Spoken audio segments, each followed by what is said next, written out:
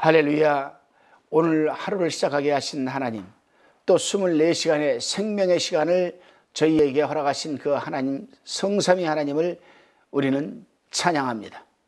오늘은 욥기서 38장 1절로 41절의 말씀을 가지고 대자연의 신비라는 주제로 우리가 묵상하고 깨달은 것을 나누어 봅니다.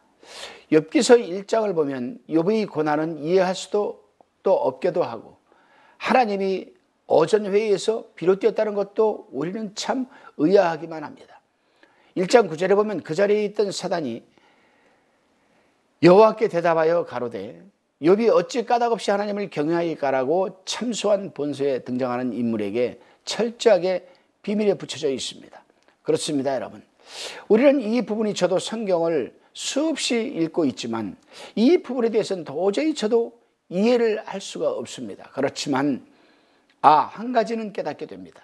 사단도 하나님의 장중하에서 자기 멋대로 역사하지 못하고 하나님 주권 안에서 역사하는구나라는 건 사실을 깨닫게 되었습니다. 이 사실만 깨닫게 되어도 우리는 얼마나 든든하고 또한 사단과 싸워 이겨낼 수 있는지 깨닫게 됩니다. 또한 등장하는 욥과 그의 친구들도 사단의 존재에 대해 전혀 인식하지 지금 못하고 있다는 사실을 우리는 욥기서를 통해서 알 수 있습니다. 그러나 사단은 욥의 고발자로 분명히 등장하고 있고 그 역할을 수행하고 있습니다. 요한계시록 12장 10절에 보게 되면은 사단은 하나님의 백성을 참소하는 자로 나타나는 동시에 또한 요한계시록 9장 10절에서는 파괴자로 나타나고 있습니다. 그러나 욥은 그 사실을 알지 못한 채 자신을 파괴할 것 같은 영적인 공격을 당하였습니다. 욥은 그 실체를 알 수 없는 세력 앞에서 깊은 혼란을 겪을 수밖에 없었던 것입니다. 다시금 본문 1절로 3절을 우리가 봉독해 봅니다. 때에 여호와께서 폭풍 가운데서 욥에게 말씀하여 가라사대 무지한 말로 이치를 어둡게 하는 자가 누구냐? 너는 대장부처럼 허리를 묶고 내가 내게 묻는 것을 대답할지니라, 이렇게 기록하고 있습니다. 욥은 친구들과의 대화에서 결론을 도출할 수 없자 고난과 괴로움을 당하는 자신을 신원치 않으시는, 즉 도와주시지 않고 돌보시지 않으시는 하나님을 원망했을 뿐만이 아니라 스스로 자기의 의의를 드러내며 자신에게 대답해 줄 것을 하나님께 요구했습니다. 이런 욥을 향해 하나님께서는 욥의 잘못을 책망하시지 않고 당신이 누구인지 계시하면서 욥에게 무지한 말로 이치를 어둡게 하는 자가 누구냐라고 하시면서 욥에게 대답을 한번 해보라고 지금 요구하고 있습니다. 그렇습니다, 여러분. 하나님이 세상과 인간사를 주관하시고 섭리하시는 이치를 이 세상 그 누가 알 수 있겠습니까? 우리는 한치 앞의 일도 모릅니다.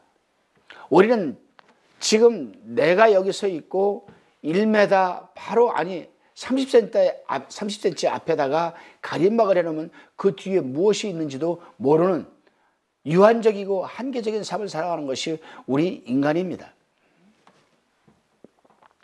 그렇기 때문에 우리는 아무리 선한 인간이라 할지라도 자신이 측량하지 못하고 이해하지 못하는 하나님의 이치와 섭리를 비판적으로 우리는 대하지 말고 하나님의 섭리 속에 내재된 하나님의 사랑과 공의를 겸손하게 인정하고 우리는 순응해야만 하는 것입니다.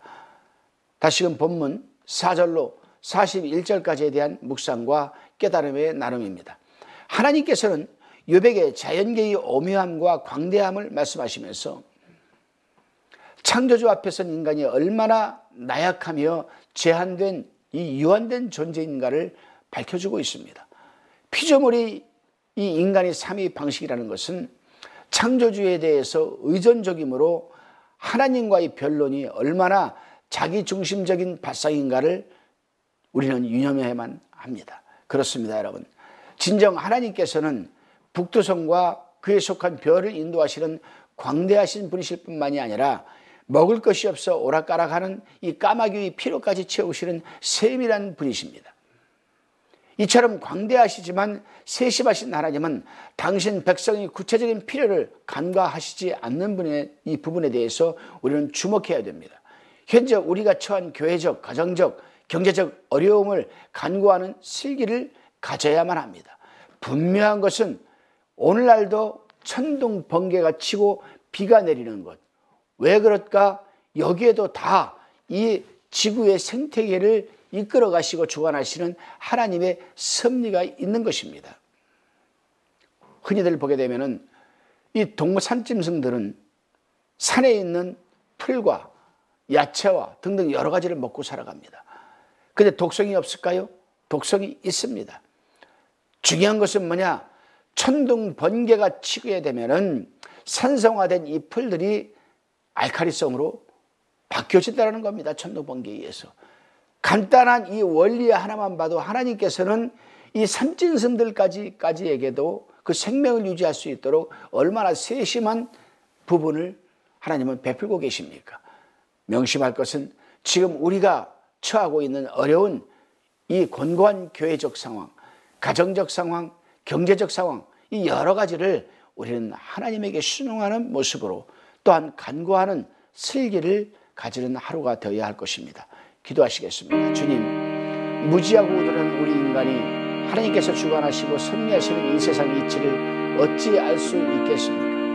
하오니 아무리 이해할 수 없는 어려움과 고난이 다가온다 할지라도 불평과 불만 그리고 불순종적인 생각과 삶을 멀리하게 하시고 지금 이 어려움과 고난 속에 준비하신 하나님의 사랑과 공의를 겸손하게 인정하고 순응하는 삶을 영위하게 하여 주옵소서. 예수님의 이름으로 기도드리옵나이다. 아멘.